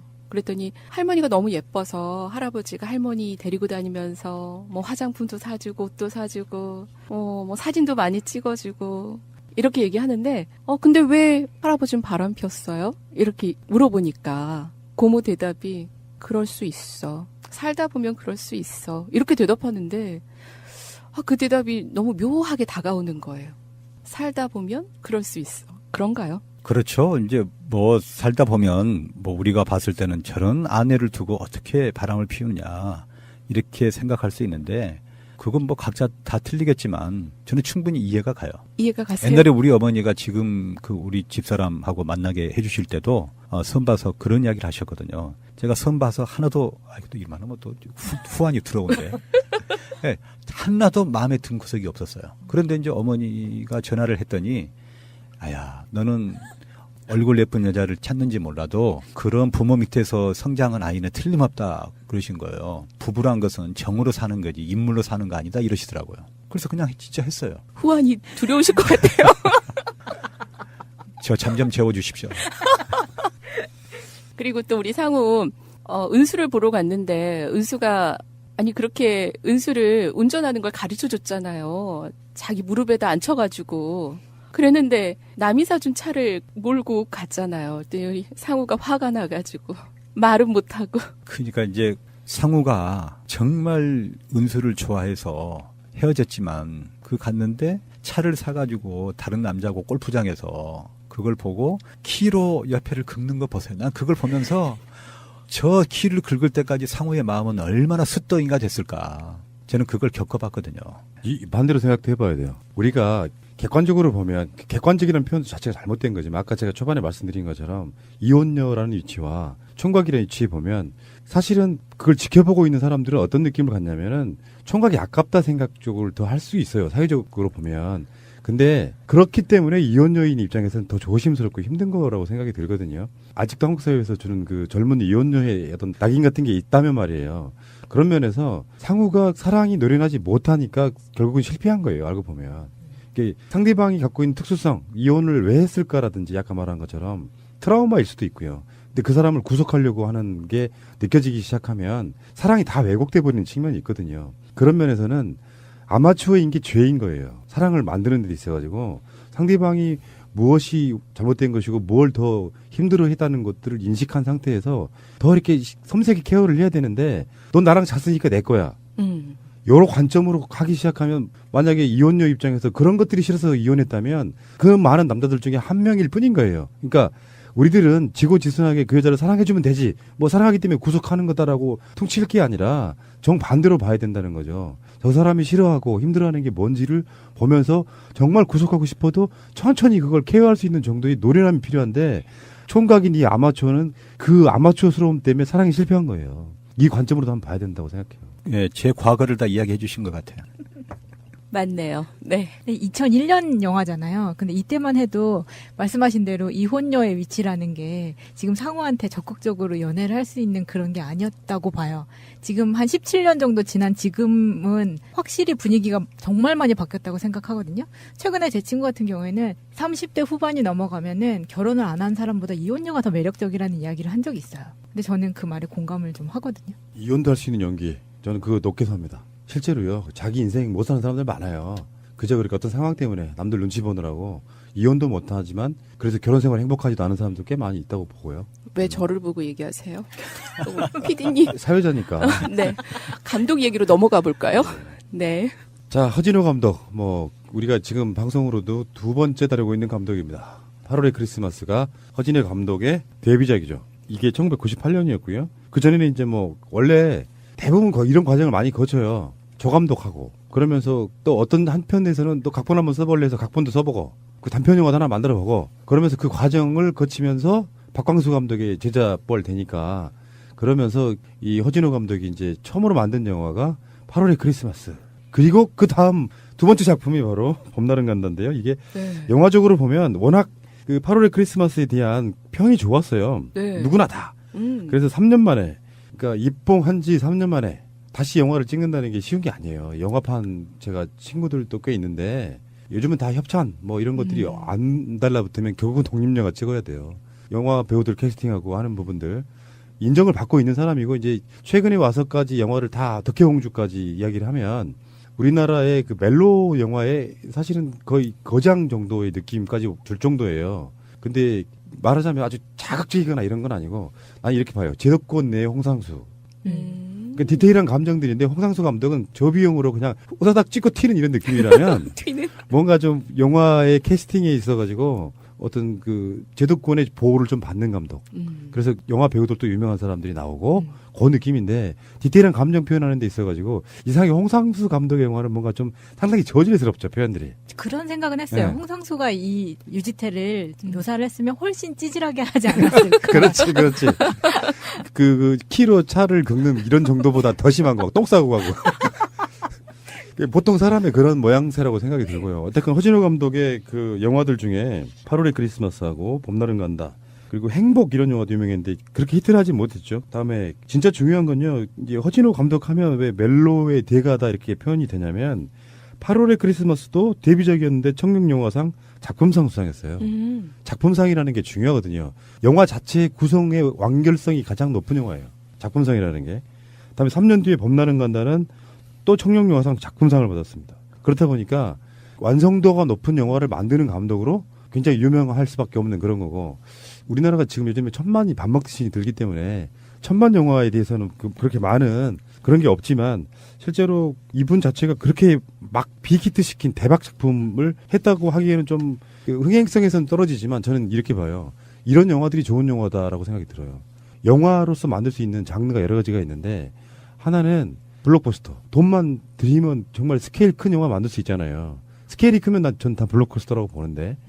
근데 TV와 영상의 시대이기 때문에 멜로로 영화를 만든다는 게 보통 쉬운 일은 아니에요. 왜 굳이 저걸 영화로 만드니 소리를 안 들으려면 영화 자체의 구성이나 작품성이 엄청 뛰어나된다는 거예요. 멜로가 영화에서는 가장 욕먹기 쉬운 장르 중에 하나인 거죠. 굳이 왜 이걸 영화로 보냐? TV 드라마로 보면 되지. 그 느낌을 안 주기 위해서 엄청난 노력을 하는 겁니다. 봄날은 간다에도 보면 그 나오는 그 장면들 있잖아요. 예전에 왜 서편제 얘기할 때도 보면 수리한 화면이 담기 시작한 게 바로 칼라 TV랑도 영향이 있다라고 제가 말씀드린 건 똑같다. 네네. 일단 저는 감독에 대한 부분은 여기까지 말씀드리고 허진호 감독 유의 영화를 저는 굉장히 좋아하거든요. 일단 만들 거면 아까 말씀드린 것처럼 리얼리즘에 충실해서 있는 그대로 보여주는 것. 그 모습을 보여주려고 엄청 노력하더라. 그리고 영화를 자세히 보시면요. 영화 자체에 쓸모없는 장면이 단 한 가지도 없어요. 그게 이제 복선이라고 하는 건데 다 복선으로 깔려 있고 소품 하나하나가 영화의 완성도를 높이는데 굉장히 영화를 그렇게 수준 높게 만드는 감독이다. 저는 칭찬을 엄청나게 하고 싶은 감독 허진호였습니다.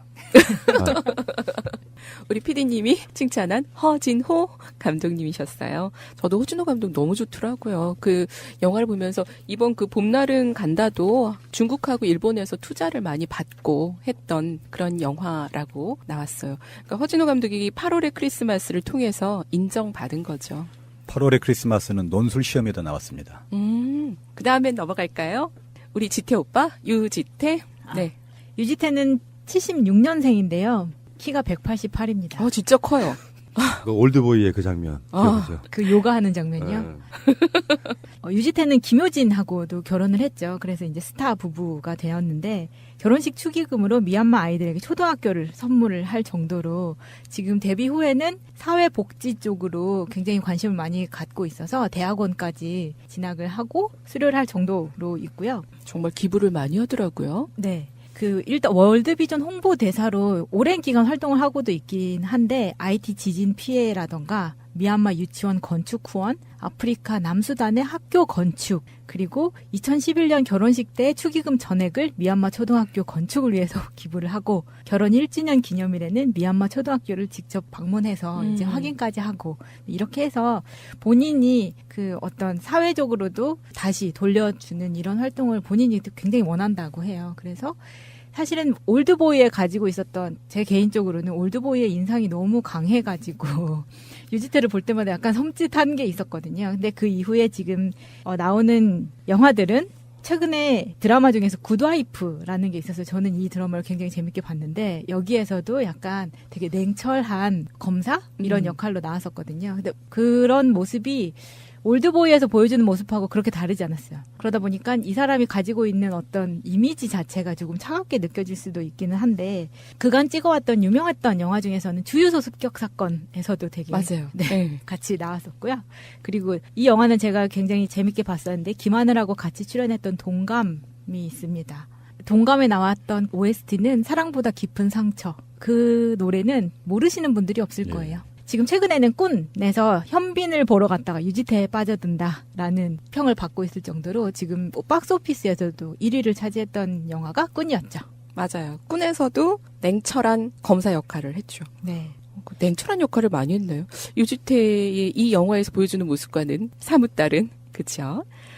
그리고 저는 이영애를 준비를 했는데요. 47살, 초등학교 3학년 때에 1979년에 표준전과 모델로 데뷔를 했어요. 표준전과.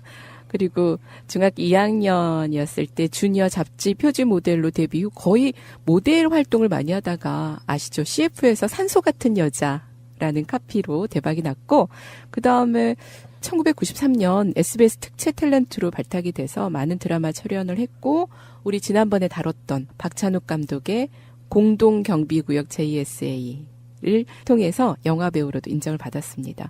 그리고 봄날은 간다, 선물, 뭐 이제 드라마 하면은 빼놓을 수 없는 게 장금, 대장금. 네, 대장금이죠. 그리고 이후에 친절한 금자씨, 2017년도에 이제 사임당 빛의 일기로 우리가 드라마를 통해서 또 볼 수가 있었습니다. 세상에는 다가가는 말과 멀어지는 말이 있는데요. 멀어지는 말이 상대의 마음을 아프게 해서 마음의 문을 아예 닫아버리게 합니다. 그러면 소통이 끊기고 관계가 단절되죠. 그 말에는 4가지 독이 존재한답니다. 비난, 경멸, 방어, 담쌓기. 꼭 입으로 뱉어야 독이 되는 것이 아니라 이 독을 마음에 품는 순간 얼굴에 나타나죠. 마음은 93%가 얼굴 표정, 행동으로 나타납니다. 입꼬리 한쪽만 피씩 올라가는 게 대표적인 경멸의 표정이래요. 마음을 여는 대화, 소통의 핵심이 경청과 공감입니다. 자꾸 걱정되고 신경 쓰이는 분이 있으십니까? 그렇다면 그분과 함께 시간을 좀 많이 가져보시고요. 상대의 얘기를 정성껏 듣고 가슴에 새겨보시고 공감하는 시간을 꼭 함께 하시길 바랍니다. 영화로 배우는 인문학 영이나 20번째 봄날은 간다 함께 하셨습니다. 있는 핵경제 병진 노선을 포기해야 되는 상황이 올 수도 있는 급박한 상황이 왔고요.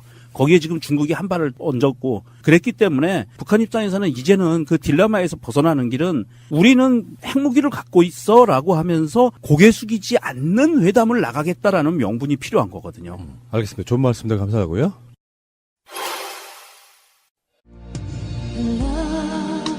간만에 기차 여행을 하다 책자를 봤더니요. 12월 연말 모임을 위해서 건배사, 이 정도면 훌륭하지 않을까라는 코너에 아주 다양한 건배사가 올라와 있었어요. 애교가 통하는 김사원, 여기저기 여러분의 기쁨이 저의 기쁨입니다. 사이다. 사랑을 이 술잔에 담아 다 함께 원샷. 사람 좋은 신과장은요. 니나노, 니랑 나랑 노래하고 춤추자. 맛취제, 마시고 취하는 게 제일이다. 회사가 곧 삶인 정부장은 비행기, 비전을 가지고 행동하면 기적이 일어난다. 오바마, 오래오래 바라는 대로, 마음먹은 대로. 그리고 프로 낙관러인 박대리는요. 너나 잘해. 너와 나의 잘나가는 한 해를 위해. 그리고 마돈나, 마시고 돈 내고 나가자. 엄마처럼 포근한 이 차장님은요, 박보검 박수를 보냅니다. 올해 겁나 수고하셨어요. 또 있어요. 아이유, 아름다운 이 세상, 유감 없이 살다 가자. 자, 신입사원이라면 선창 이렇게 하시면 돼요. 잘 부탁드립니다. 그럼 후창, 오냐? 네, 단합을 위한 회식이면요, 선창 함께 가면 후창은 멀리 간다. 동창회라면요, 선창 반갑다, 후창 친구야. 네, 그리고 회식의 마무리 건배에는요, 이렇게 하세요. 선창 99세까지, 후창 팔팔하게 살자. 네, 안녕하세요. 영화를 배우는 인문학 박기정입니다. 안녕하세요, 피디님. 예, 안녕하십니까. 안녕하세요, 마차님. 안녕하세요, 마차입니다. 안녕하세요, 한쌤. 네, 반갑습니다. 네, 어떠세요? 애교가 통하는 김사원에는 저는 마차님이 떠올랐는데요. 어떤 게 마음에 드셨어요? 건배사 해본 거 자체가 꽤 오래됐는데, 네. 저 때만 해도 건배사를 제가 할 수 있는 서열까지 안 하셨던 것 같아요. 네. 근데 지금 신입사원이라고 그러셨잖아요. 사원. 네, 네. 저분 부장님 정도 돼요. 아, 아니, 애교가 통하. 뭐 본인이 CEO도 하신 분인데, 그 이미지가 지금. 너무 귀엽잖아요, 우리 마차님. 아, 그리고 회사가 곧 삶인 정부장 이미지에는 왠지 우리 한쌤이 떠올랐고. 네, 딱 맞는 것 같습니다. 오바마가. 오바마. 네. 괜찮을 것 같아요. 이런 거 하나씩 갖고 있으면은 선창하고 후창하고 즐겁잖아요. 이제 연말이니까. 이런 거 엄청 좋아했는데, 건배사 이런 걸 좋아한 게 아니라, 네. 모임 다 끝나고 나면 외치는 구호가 있는데, 네. 이게 그냥 무슨 말로 하는 게 아니고요.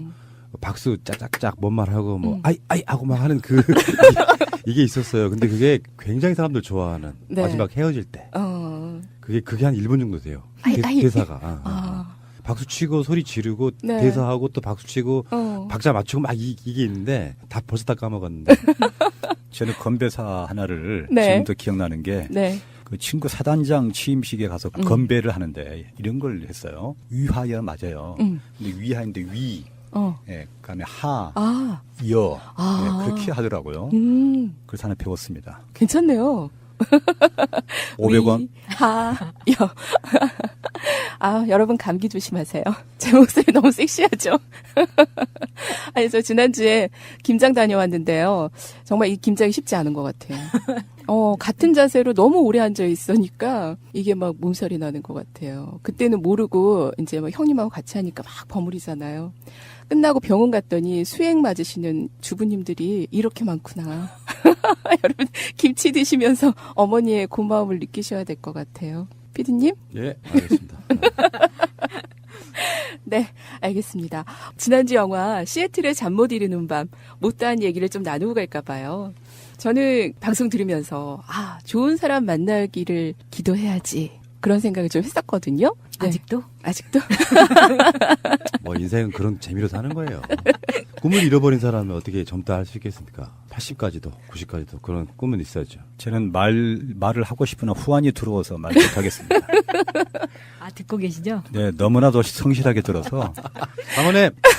사모님 제가 잘 감시하고 있습니다. 아니, 제가 한 말의 의도는요, 우리 그때 이제 마차님하고 얘기를 했었는데, 마차님이 그런 얘기를 했었어요. 새날에서 항상 만나는 분들, 좋은 분들이었으면 좋겠다. 항상 만나는 사람들이 좋은 분들이기를 기도해. 이런 얘기를 했었거든요. 그래서 전 그 얘기한 거예요.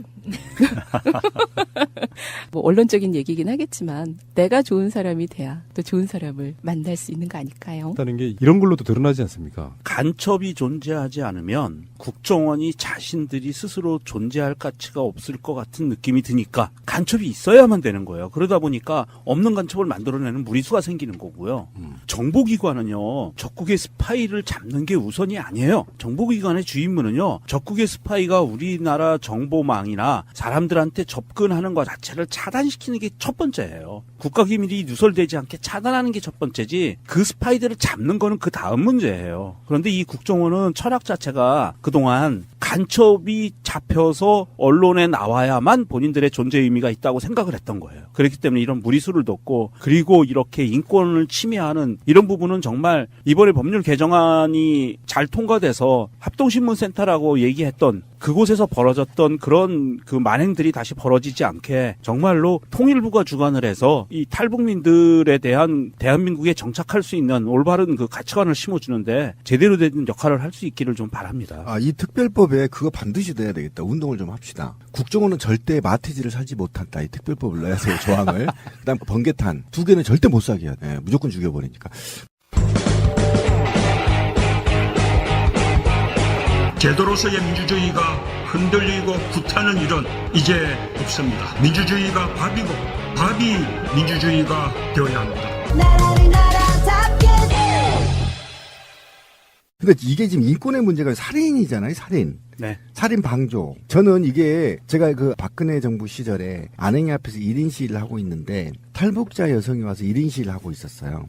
당신은 왜 1인 시위를 하고 있냐 했더니 하나원에서 국정원의 행포를 고발하는 거였습니다. 근데 그 행포의 고발이 어떠냐면 충격적이었어요. 당시 제가 무서워서 그 사람의 인터뷰를 해놓고도 기사를 못 썼던 기억이 나요. 뭐냐면 국정원이 335 짝을 지게 한대요, 하나원을. 그래서 서로 감시하게 한다는 그렇죠. 겁니다. 5호 담당대 같이. 예, 감시를 하게 돼서 그 감시 체제에 벗어나면 간첩으로 몰거나 집단 구타를 하거나 복지나 이런 국가 혜택들을 차단시키거나 또는 성추행도 기본으로 일어난다는 겁니다. 성추행도. 지금 지나고 보니 그 사람 말이 맞았다는 게 느낀 게 뭐냐면 박근혜 정부에 이들을 국정원 이용해서 집회에 동원했잖아요. 그 집회에 나가기 싫으면 몰리는 겁니다. 나쁜 놈으로. 좌파로 몰리는 거죠. 자, 그렇다고 한다면 정말 북한 체제가 싫어서 자유 대한민국에 넘어왔어. 그랬더니 국정원이 북한하고 똑같이 탄압을 해. 인권을 유린하고 고문을 하고 간첩을 만들어내고 그죠? 아이가 죽어도 방치해버리고. 왜 우리 민족이 이렇게 살아야 되죠? 난 이게 너무 억울한 겁니다. 그러면 이 국정원이 국가가 시켜서 한 거냐? 영포라인 같은 이런 개 같은 국가 권력에 벗어난 세력들이 국민을 우롱하고 국민의 생명을 빼앗고 간첩을 창출해낸다는 거 아닙니까? 그리고 멀쩡히 서울시에서 공무원으로 근무하고 있는 걸 박원순이를 죽일 목적으로 간첩을 만들어서 조작해서 사회를 무리를 일으키고. 정말 저는 있잖아요. 좀 눈물이 나려고 해. 왜 우리가 이렇게 살아야 되죠? 일제시대 때 그렇게 당하고 그걸 또 우리 민족끼리 서로 그렇게 해요? 하던 사람이 똑같은 짓 하는 거예요. 그러니까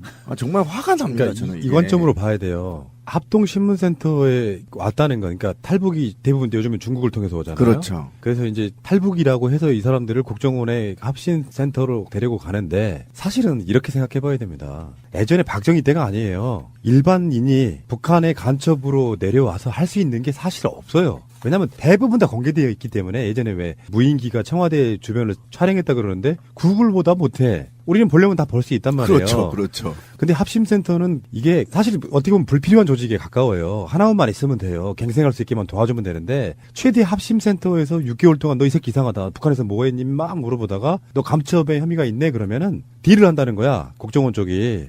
너 10년 살게 할 거 3년만 살게 해줄게? 자수해. 이런 식으로 이렇게 뭔가를 변형시키는 거죠. 그래서 와, 또 우리는 간첩 하나 잡았다. 자발적으로 들어온 사람들을 간첩으로 몰아가지고 자기들의 존재의 가치를 계속해서 만들었던 사람들이기 때문에 지금 국정원이 욕을 먹는 그 지점에 간첩이 있으면 잡아야겠죠, 당연히. 근데 그 간첩이 실제로 북한이 간첩 내려보내서 얻는 실익이 없다니까요? 뭘 일반인인데. 예를 들어서 황장혁 같은 사람이 간첩으로 유장해서 우리나라 국가의 주요 정보를 빼내는 것도 사실 불가능하지만 마차님이나 나나 영정님이나 신비님 같은 이 보통 일반인이 간첩으로 내려서 뭘 할 건데 SNS 시대에는 그런 거 의미가 다 사라져버렸어요. 인터넷 시대가 만들어진 그 부분이 있다고. 근데 아직도 이 짓거리 하고 있는 거야. 지금. 그러니까 북한의 일반인들은 인터넷 접근이 쉽지 않을 수도 있지만 저는 고위 간부들은 우리나라 뭐 네이버나 다음이나 다 접속할 수 있다고 보거든요. 그러니까 평범한 간첩은 급파를 할 필요가 없고 일단 이 합동신문센터라는 게 한국의 관타나모라고 불릴 만큼 간첩 제조 공장일 뿐만 아니라 학대라던가 고문이라던가 뭐 폭행이라던가 이런 것들이 많이 일어나고 있다고 하는데 사실은 이 합동신문센터의 존재는 필요하다고 생각을 해요. 하지만 이 사람들한테 무슨 대우를 해달라 대접을 해달라 이게 아니라 그냥 기본만 지켜달라는 거죠. 그렇지 않으니까 계속해서 이런 역반응이 나오는 거잖아요. 합동신문센터라고 그래서 지금 살벌하잖아요, 감이. 지난달 29일 ICBM 화성 15호를 발사를 성공했다고 우리는 북한 말을 믿어야 돼요. 일단은. 어쩔 수 없어요. 예. 예, 북한이 성공했다고 그러고 지금까지 오늘 현재까지 계속 축하 분위기입니다. 북한은. 근데 왜 북한이 화성 15 성공을 선언하고 그리고 북한 온 나라가 다 축제 분위기일까요? 저 이거 질문을 던지고 싶어요. 이제 외국에 특히 이제 그 외국이라고 얘기하기는 그렇고 북한 인민의 입장에서 보면 미 제국주의로부터 위협을 받지 않을 수 있다 이제는. 그렇죠. 핵강국 이 핵강국을 이미 선언했고요. 선언한 거나 마찬가지입니다. 이제 국제적 선언만 남아 있고요. 그러면 지금 북한이 이 핵강국을 선언한 이후에 무엇을 원하냐면 경제 강국입니다. 또 이 차례. 그러면 이제 더 이상 북한에서 국방비를 혁명적으로 줄이겠다는 거예요, 지금. 그리고 혁명적으로 줄이고 그 국방비를 경제 발전에 투입해서 남한을 20년 안에 따라잡을 수 있다고 공언하고 있는 겁니다. 그죠? 그러면 우리가 제재를 한다고 해서 이 중국하고 북한은 굶어 본 사람들이에요, 수년간. 굶어 죽어본 사람들이에요. 중국의 문화혁명 실패한 몇백만이 굶어 죽었어요. 북한 천리마 운동에서 몇십만 명 굶어 죽었어요. 아무리 폐쇄해도 그 나라 망하지 않습니다. 분명히 말하지만. 그러면 이제는 국제사회로 끌어들이기 위해서는 미국도 트럼프도 지금 한 템포 낮췄어요. 대화하자는 거잖아요. 조건 없는 대화. 너무 파격적이어서 어찌 된 거죠? 트럼프가 약간은 시비를 걸었지만 어쨌든 조건 없는 대화 시작하자는 겁니다. 그러면 지금 미국 입장에서도 한국 입장에서도 중국 입장에서도 러시아는 좀 다릅니다만 중국과 북한이 경제강국 내세우고 있단 말이에요. 국방비 안 쓰겠다는 겁니다. 이거 대박 사건이에요. 그러면 우리는 북한 말을 믿어야 되는 것이고 북한은 조만간 저는 선언할 거라고 봅니다. 멀지 않았습니다. 그리고 그러기 전에 미국과 이미 제3국에서 만나서 어떻게 진행할 것인지까지 전 논의됐다. 그리고 이 현 정부도 사실은 어느 정도 소통되고 있다. 저는 이렇게 보고요. 그 기점이 저는 평창올림픽 전이라고 봅니다. 예. 그러니까 이게 그런 부분이 있죠. 굳이 핵을 만들겠다고 하는데 말릴 방법이 없는 거야. 그렇죠. 쳐들어가지 않으면. 예. 그러니까 북한 입장에서는 우리 핵 완전히 완성했어. 핵의 파괴력, 멀리 쏘는 거, 이동식 다 완성했어. 빨리 인정해줘. 요 느낌이고 국제사회나 미국은 아닌 것 같은데. 이게 아직은 부족해. 이게 좀 이상한 프레임이긴 해. 선례를 남기면 안 된단 말이에요. 각종 나라들이 핵무기를 개발해가지고 뭐 이렇게 저렇게 하다가 결국은 핵무기 존재를 인정해주는 척하면서 뭔가 협상을 하게 되는 선례를 안 남기려고 미국 입장에서는 그냥 개무시로 가는, 그러면서 계속 욕을 해야 되는, 세계 평화가 뭔지 알아 이 새끼야 막 해야 되지만 만드는 건 방법이 없어요. 쳐들어가지 않는 건 방법이 없는 거야. 근데 사실은 완고하게 남한이 버티고 있기 때문에 전쟁을 함부로 못 하는 거예요. 근데 미국의 일부 매파들이 저 그냥 쏙대만 만들어 버리고 그냥 핵무기 탈취해 옵시다 이렇게 해도 문재인 대통령이 지금 한반도의 운전자로서 못 들어와, 너는 못 타, 너는 탈 수 있어, 뭐 이런 식의 조절을 하고 있는 거라고 보면 어찌 됐건 간에 아까 평창도 이야기하셨지만 진짜로 하늘이 덮고 있다니까. 평창이라고 하는 정말 좋은 소재가 있어요.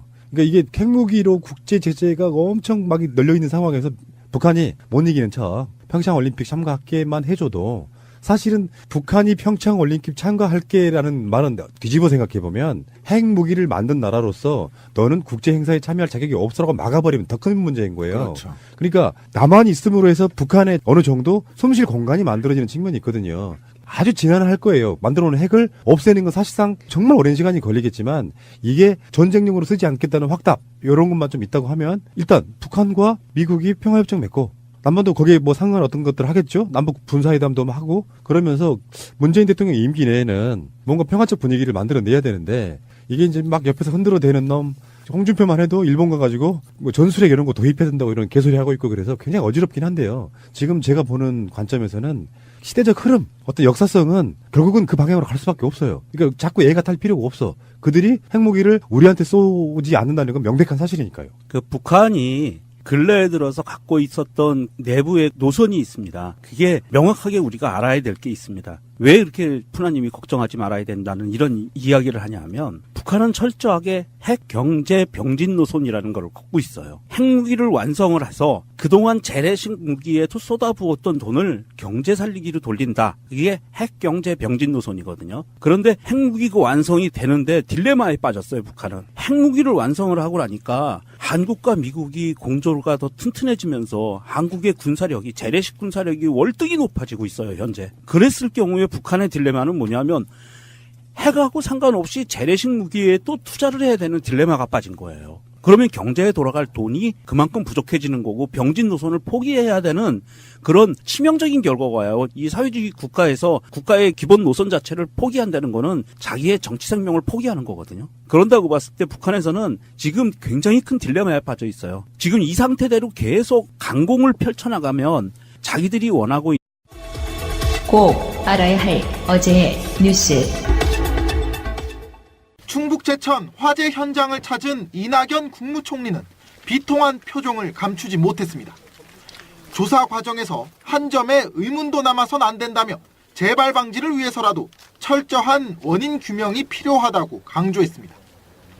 또 진압과 구조 과정에서 대응이 적절했는지도 따져봐야 한다고 말했습니다. 그것이 정부의 잘못이건 민간의 잘못이건 간에 잘못은 잘못대로 규명을 해서 책임을 물어야 할 것입니다. 다만 이 과정에서 일선 소방관들의 헌신이 평가절하되는 일은 없어야 한다며 상처받지 않도록 각별히 살펴줄 것을 주문했습니다. 원인조사나 문책과 별도로 현장에서 목숨을 걸고 진화와 구조를 위해 노력하시는 일선 소방관들의 헌신적인 노력에 대해서는 정당한 평가를 해야 한다고 생각을 합니다. 이 총리는 희생자 빈소를 찾아 조문하고 부상자들이 입원한 병원에 들러 위로를 전했습니다. 희생자 장의 절차에 최대한의 예를 갖출 것을 주문하고 유가족에게 도움을 줄 수 있는 방안도 강구하라고 지시했습니다. 검찰이 국정원 특수활동비를 상납받은 혐의를 받는 박근혜 전 대통령 조사를 위해 이번 주 구치소를 찾아갑니다.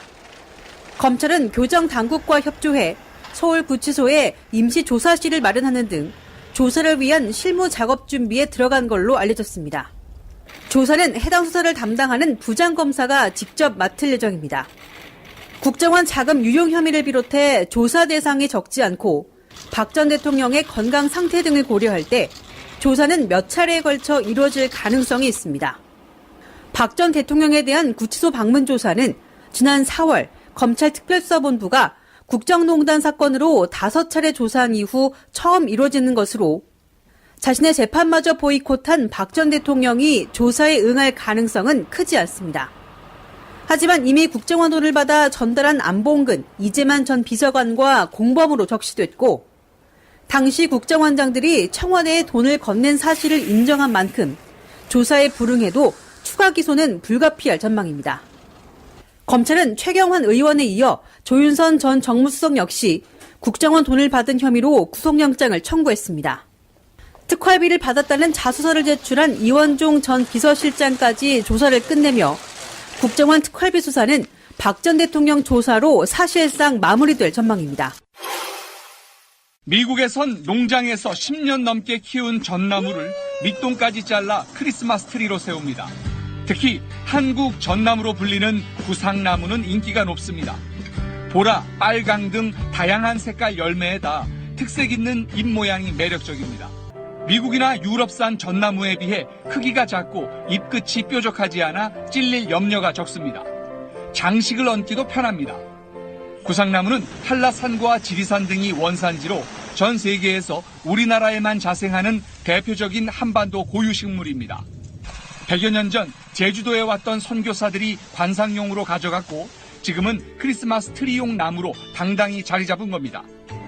그러나 정작 원산지인 국내에선 기후변화 탓에 대규모 고사 현상이 잇따르면서 구상나무 구경하기가 갈수록 어려워지고 있습니다. 이 한라산이나 지리산에서 그 고사를 한다고 그러거든요. 말라 죽어요. 자연적으로 죽는 거에 비해서 너무 많이 갑자기 죽으니까. 해외에선 품종 개량까지 활발하게 이루어지면서 원예용으로도 인기를 끌고 있지만 국내에선 고유종 생물 자원을 보존하기 위한 노력이 부족한 실정입니다. 방송 중간에 좋아요를 눌러주시면 새날팀들에게 큰 힘이 됩니다. 미리 감사합니다. 트위터가 진짜 언론입니다.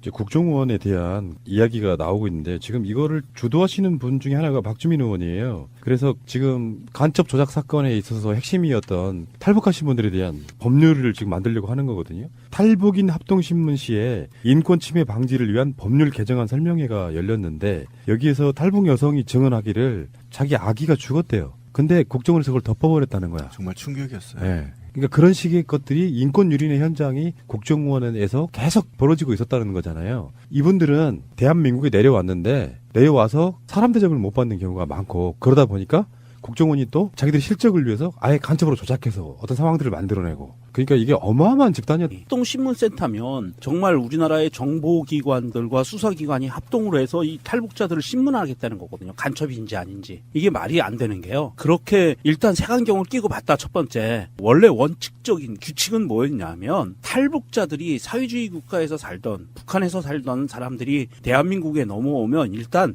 돈을 벌고 돈을 써야 되고 사회에 적응해서 직장도 다녀야 되고 마트에 가서 물건도 사야 되고 택시 타고 버스 타고 지하철 타고 이런 부분들을 교육하기 위한 기관이에요. 대한민국 사회에 이 사회에 적응시키기 위해서 훈련시키는 것을 목표로 했던 기관인데 이게 어느 날인가 변절돼서 간첩을 만들어내는 공장으로 만들어져 버렸다는 거죠. 이게 다시 원위치가 돼서 물론 그 원칙이 지켜지지는 않았었어요. 한 번도. 그런데 앞으로라도 이제는 북한에서 오는 탈북민들 또는 외국에서 오는 난민들 이 사람들에 대해서 제대로 대한민국에서 정착해서 살 수 있는 교육기관으로서 탈바꿈하기를 정말 진심으로 바라봅니다. 그러니까 아까 누가 얘기했잖아요. 이 부분을 국정원에 맡길 게 아니라 통일부로. 예, 지금 박주민 의원이 발의하는 내용들이 합동신문센터라고 불려졌던 이 기관을 관리하고 감독하는 기관이 국정원이 아닌 통일부로 넘기자라는 이야기거든요. 이거 굉장히 바람직한 이야기예요. 사실은 대한민국 현재에서 탈북민들이 대한민국에서 살고 정착하고 있는 것을 표면적으로 관리하는 것은